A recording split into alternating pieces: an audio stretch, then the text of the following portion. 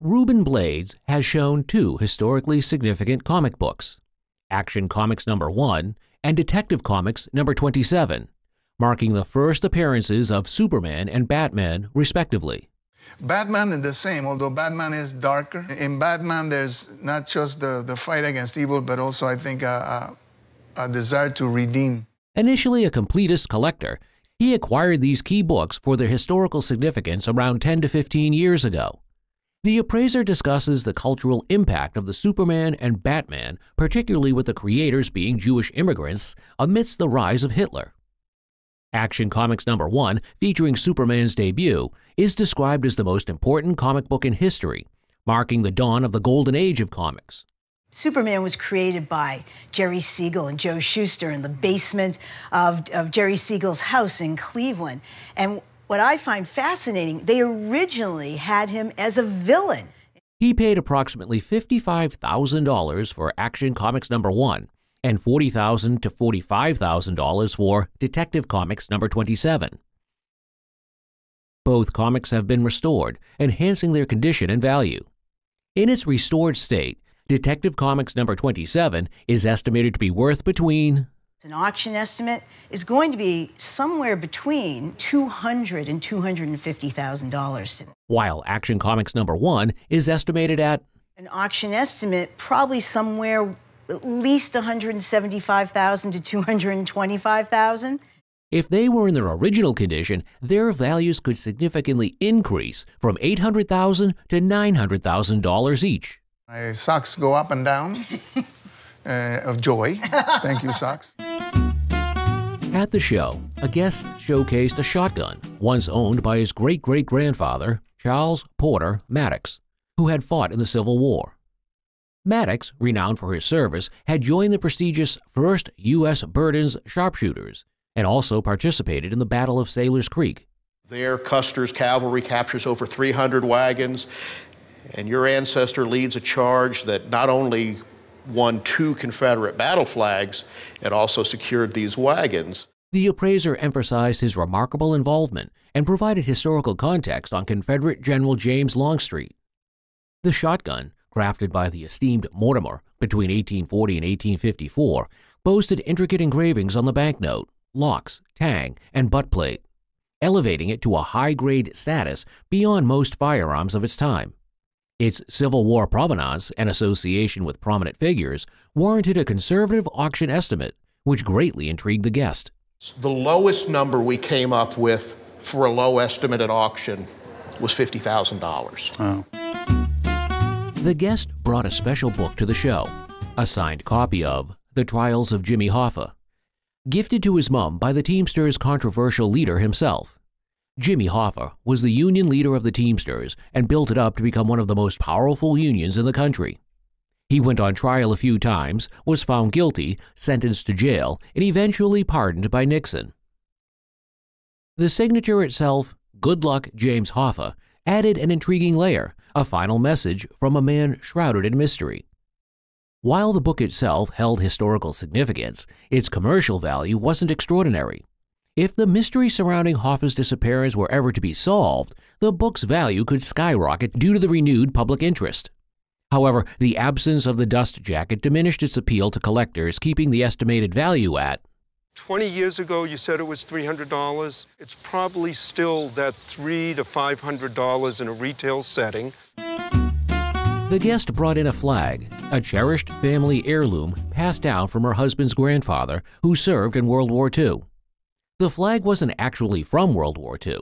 Soldiers throughout history have taken spoils of war as mementos of their service. The guest's husband's grandfather, likely captivated by the flag's beauty, brought it back as a souvenir, mistakenly believing it to be a German World War II relic. The flag is a Prussian veterans flag, specifically from the Franco-Prussian War, which was between 1870 and 1871. The intricate details, the Prussian eagle, the spiked helmet, and the inscription boasting German fearlessness, all pointed to this earlier conflict. While the origin story wasn't quite what the guest expected, the flag held significant value nonetheless. Its excellent condition, combined with its connection to the Franco-Prussian War, as opposed to the more common World War I flags, placed its estimated retail value at a staggering I would expect to see a retail value of $2,500 to $3,000. Wow, very impressive. He brought in an oil on canvas painted by artist John Frost, dated 1922, acquired by his grandfather, who was involved with the Hollywood studios in the 1920s and 1930s. So I just assumed my grandfather knew this artist and purchased it probably from the artist directly. John Frost, a well-known artist from Pennsylvania, moved to California for health reasons and became popular for his desert landscapes, influenced by time spent painting in Palm Springs. Born in 1890, John was the son of a famous illustrator, Arthur B. Frost, and connected with prominent artists like Guy Rose. Despite his affluent background, John was characterized as more of a playboy than a dedicated artist. Most of the time, he is seeing the landscape from behind a golf club or a riding crop. Nevertheless, his desert scenes are highly sought after. At auction, with scarcity playing a significant role in determining its value, the painting is estimated to be worth between... I think you could reasonably expect an estimate of $25,000 to $35,000. Oh, that's good. Very nice. Passed down to him after centuries in his family's possession, today's guest shows us his family's silver dress dagger. Made in the 16th century, the shrine of this dagger is still engaging. A close look at the dagger reveals the use of mineral stones, but not only that, it's also crafted from silver. We can also see that the handle is made to stand firm. Perhaps the most distinguishing feature of this dagger is its exquisite craftsmanship, and thus, most likely, the early users didn't even use it for war. It is believed that the dagger was made in Italy as a symbol of a man's wealth and elegance. It's no wonder it auctions at... I think an auction estimate would have to be, considering its provenance, between £15,000 and £25,000. Really? Yeah. The guest presented two pieces of pottery owned by her grandfather-in-law and mother-in-law. The green one was made in France and it was marked K&G on the bottom, which is the initials of the manufacturer, Keller and Gurin. This piece dates to the 1890s and has transfer-printed flowers, kind of daisies on it, with over-enameling leaves, which are done by hand. The other piece, which is a typical Rookwood potter, was made in 1921 by Sarah Sachs. She was one of the very best designers in the world of male designers and decorators. On the underside of this piece are the letters RP surrounded by flames, Roman numerals which stand for 1921, and underneath that is a model number and the monogram of the designer. Rookwood created some new ceramic bodies and new glazes and new colors, and one of the colors that they created is this one, which is called French red. At retail value, the piece marked K&G would cost a few cents, but the Rookwood is a bit more valuable, and it auctions at somewhere perhaps in the $1,000 to $3,000 range, again in this size, depending on the decoration and the decorator, sometimes a bit more. But the French red is quite rare and very desirable. So therefore the Rookwood piece, a retail price would be somewhere between $10,000 and $15,000. My goodness. Well, that's considerably more than I had estimated. When you look at this ring, the first thing you notice is how strikingly beautiful it is. Interesting design. Is that what appealed to you when you saw it? Because it doesn't resemble the usual rings we see every now and then. It has interesting designs and is covered with diverse stone-like elements. It also has a geometric look, and it was designed in 1969 by Andrew Grima. Grima made a lot of sculpture-like jewelry, which was considered bold, and for that, became very famous. Despite this, however, it seems like the authentic diamond stone which laces this jewelry has been removed. Nonetheless, this doesn't significantly affect the value, and that's why it auctions at...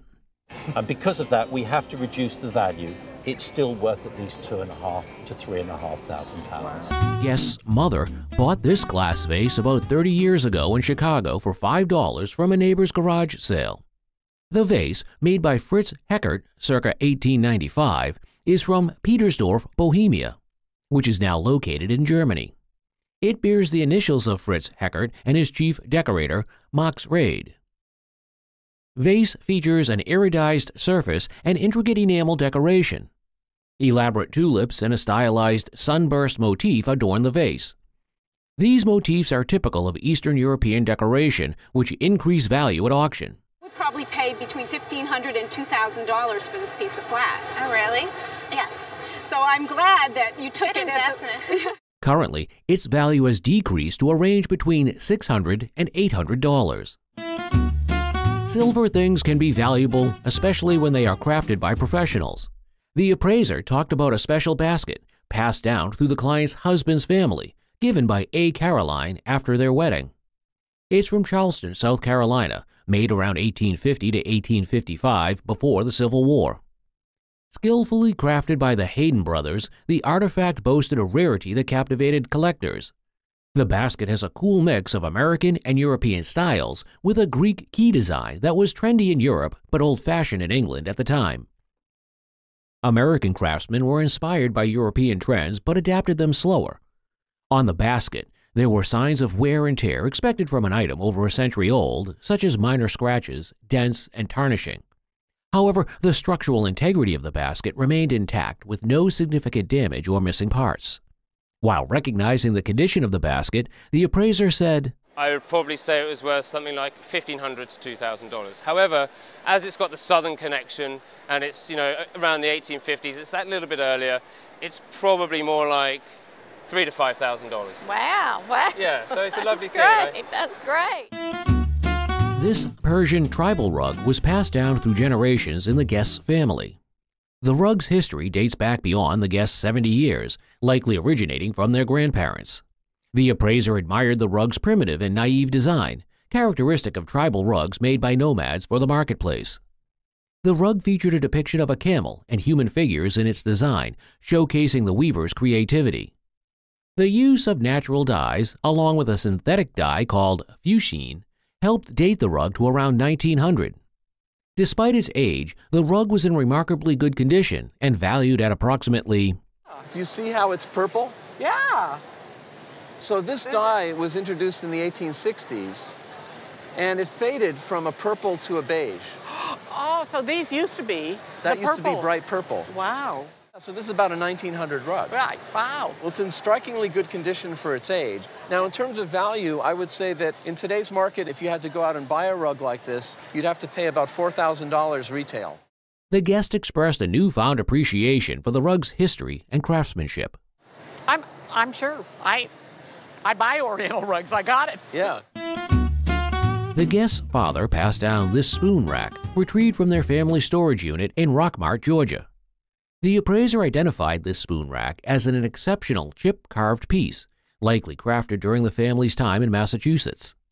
The use of white pine in its construction strongly indicates its origin in the 17th century. The rack featured intricate pinwheel designs and a heart motif, with the notable date 1764 carved on one side. Due to its rarity and historical significance, the appraiser estimated its auction value to be... At auction, we think this would bring $3,000 to $5,000. The Guest was surprised to hear the value. Really? Really. The Guest, whose father was an art collector, presented a Mortlock Island mask and Solomon Island canoe prow. On the left side is an authentic mask from the Mortlock Island, Micronesia. Mortlock Island is the only place where a masquerade is performed in the region, and all of their masks resemble this one. Stylistically, the painting is a little bit Baroque on this. We're looking at a 19th century mask and probably the latter part of the 19th century, somewhere between 1875 and 1900. Collectors who acquired masks feel it's important to have one of these in their collection because no other mask could represent Micronesia well. The Solomon Island canoe prow, on the other hand, is a decorative prow that's on the front of a fishing or hunting canoe. It is also believed it acts to protect the crew during the voyage. It typically depicts a large head, small arms, and circular ear adornments. And the jutting jaws were traditionally held to be an attribute of spirits. Mortlock are extremely rare, and even with the condition of the back and the Baroque painting, it would auction at...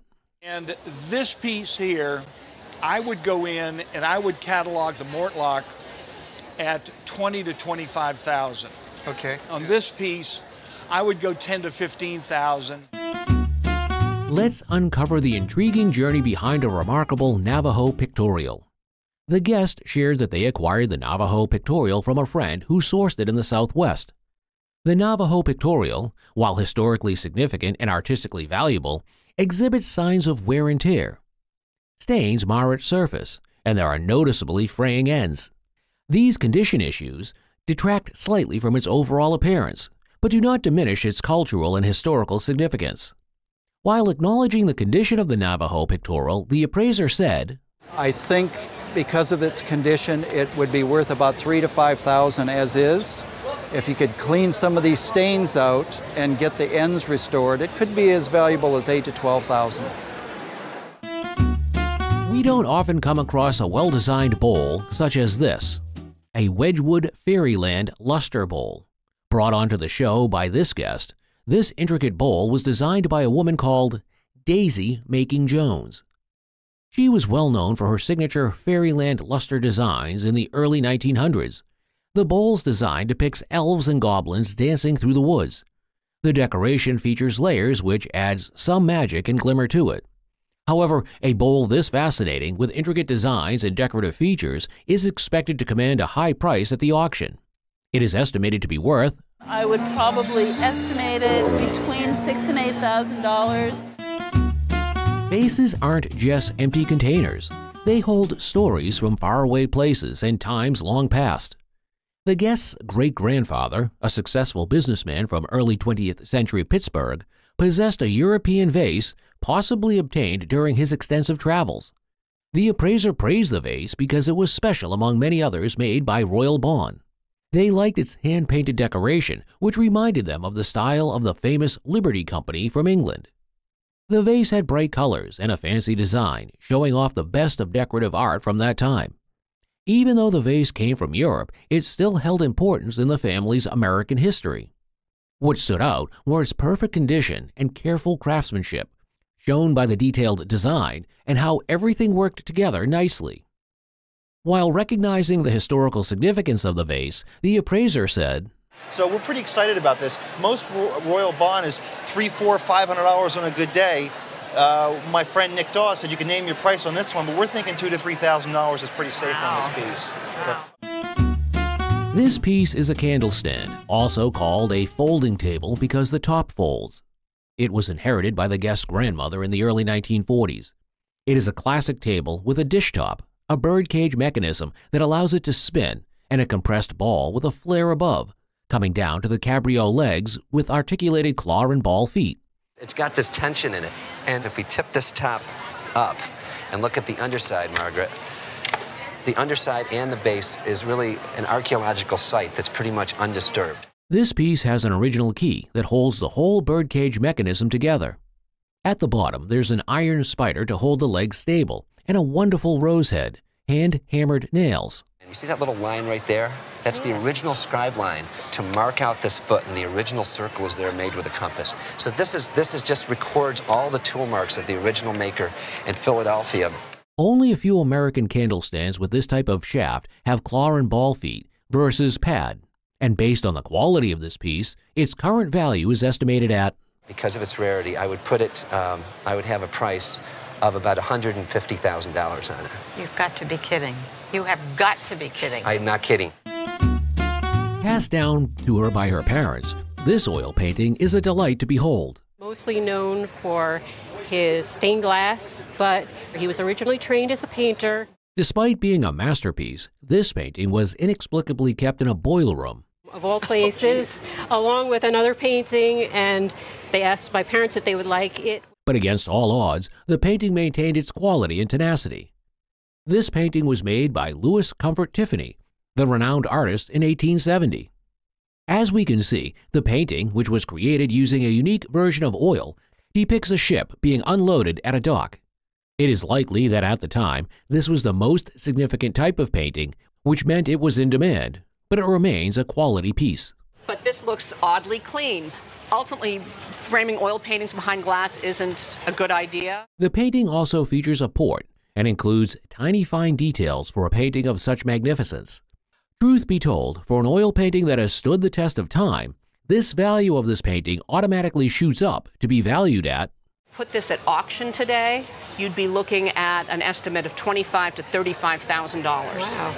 Wow, that's impressive. That's quite amazing for such a small painting.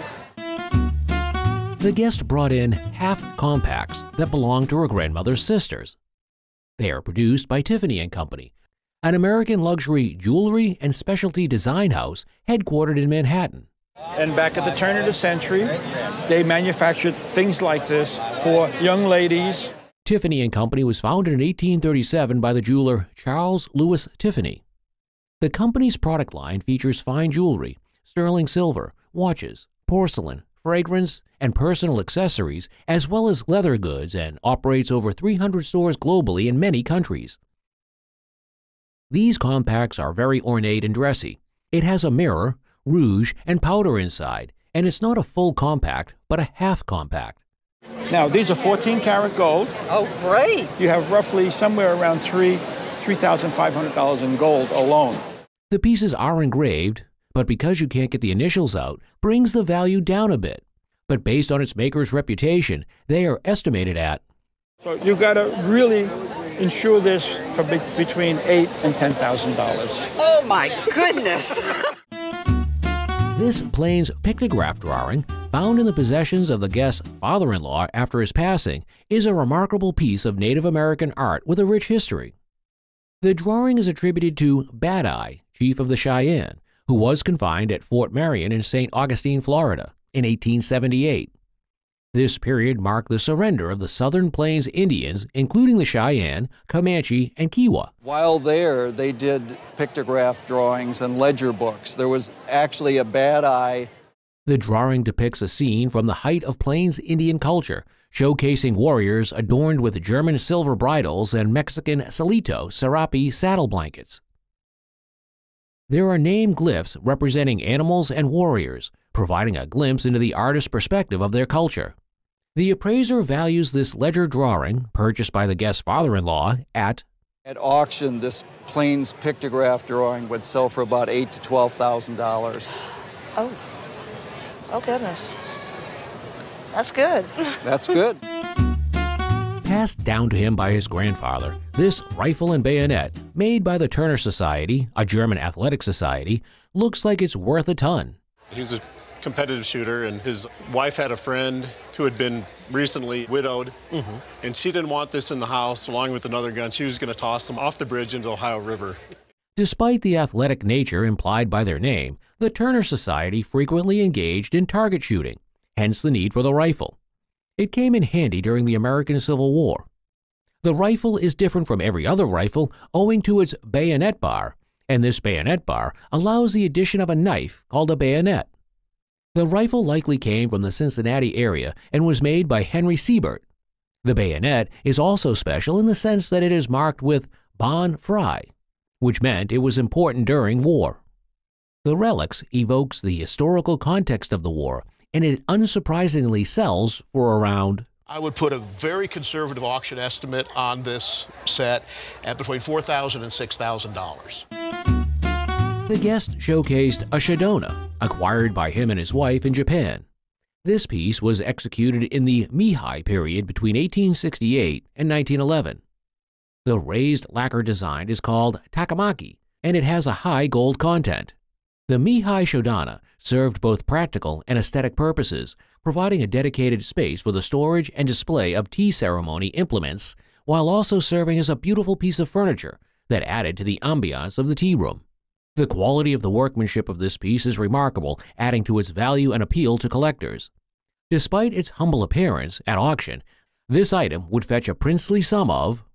This piece would bring probably between $10,000 and $15,000 at auction. That all? Is that all? That's quite a bit. An antique clock represents timeless craftsmanship and charm, blending artistry with functionality. The guest recounted the history of a clock from their grandfather, who received it from her father after her mother's passing. Acquired approximately 15 years ago, the clock weighed around 25 pounds, adorned the guest's mantle. Since then, despite its age and solid brass construction with intricate inlays, the guest has no information regarding its origin or age. However, they speculated it to be over 100 years old. the appraiser identified the clock as a product of the New Haven Clock Company, lasting 8 days and chimes every hour and a half. It has an outside escapement that moves the dials when the clock runs. The clock boasted tiles produced by the J&JG Low Tile Company in Chelsea, Massachusetts, set within a brass frame with putty designs. Dating back to the late 19th century, the clock embodied elements of both Victorian and Art Nouveau styles.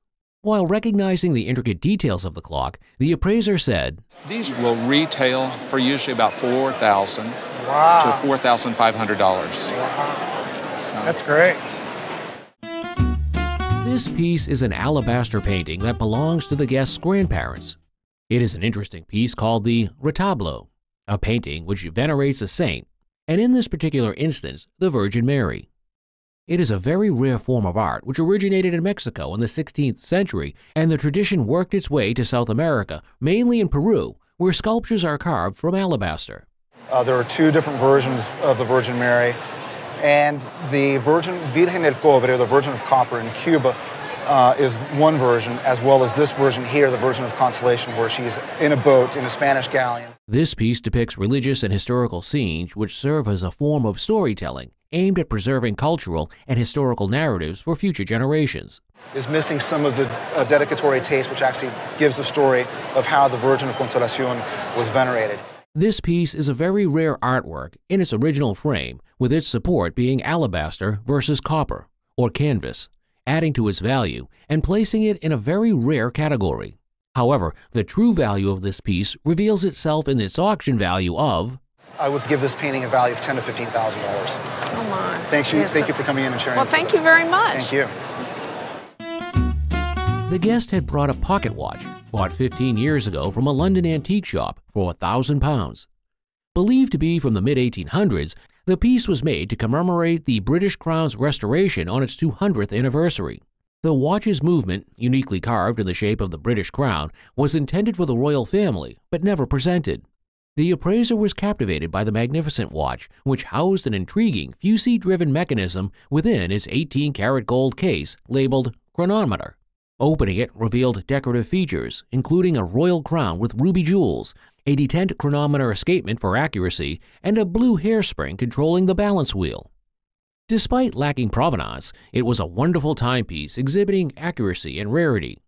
How much wealth could a smart purchase bring at an auction? For insurance value in today's market, I would put a value of $10,000 on the watch. Oh, wow. Yeah, wonderful piece. And a good buy. You made a very good buy. Yeah. Piece for history. Today's guest got a signed Babe Ruth photo as an heirloom from his dad. This is my father when he was 9 years old.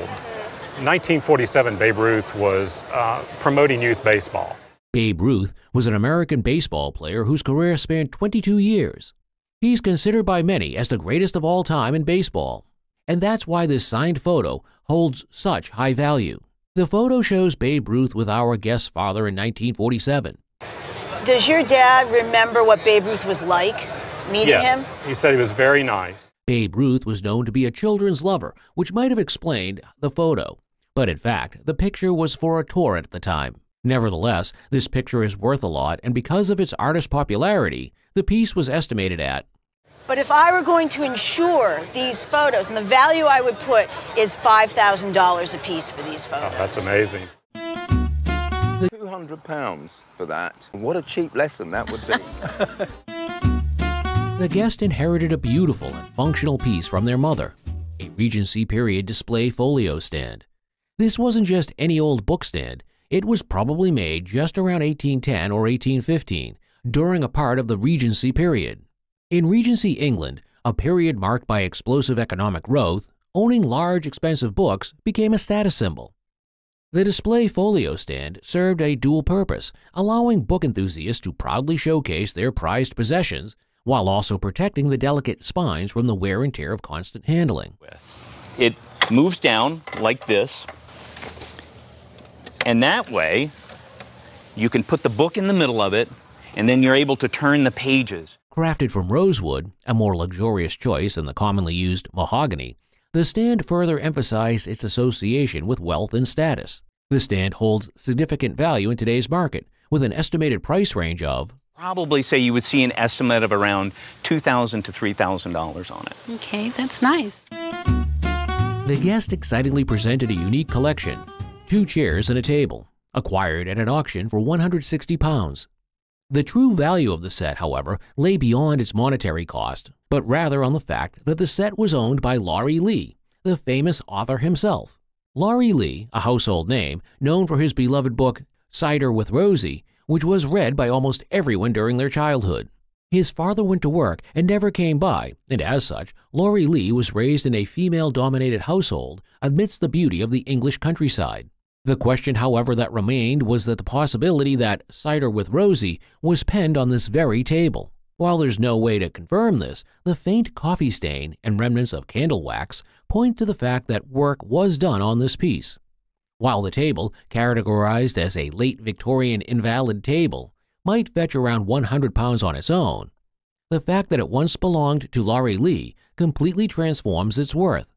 When cataloged properly and presented with its literary pedigree, the estimated value of the set could be... We're talking about £5,000. At least. So where do you keep it? Where do you keep it now? The guest brought in a rare and valuable heirloom, a hand-drawn landscape designed by the renowned Humphrey Repton for Pentilly Castle, the guest's ancestral home. This piece was done in around 1810, towards the end of the Repton days, but it's a fascinating pictogram of what the garden would be like. Repton, a leading figure in landscape gardening, created these proposals to convince landowners to hire him for redesigning their estates. Repton's work was always known for his innovative use of watercolors and clever before and after flaps. The guest confessed that the original Repton design, a treasured family possession, was kept safely locked away. A replica, bound like a wedding album, was displayed for visitors to enjoy, even at the risk of potential damage. Due to its rarity and historical significance, the true worth of the Repton design at auction is $60,000 to $80,000. Really? Yes. The guest excitedly presented a beautiful filigree box, originally purchased for a mere £20 at a watch fair. He intended to use it as a housing for a 16th century watch movement. However, a chance encounter with a reference book revealed the box itself was an extraordinary historical artifact. Filigree boxes, while exquisite works of art, rarely bore any marks or hallmarks. This particular box sported not only intricate filigree work, but also clear hallmarks that identified its origin and date. The hallmarks revealed the box was crafted in Glasgow by William Clark in 1696. The filigree technique, the presence of marks, and the Glasgow origin make the box unbelievably rare and incredibly valuable. At an auction, the box is worth... I'm pretty comfortable in saying £3,000 to £5,000. Oh. Well, I'm staggered. Absolutely staggered.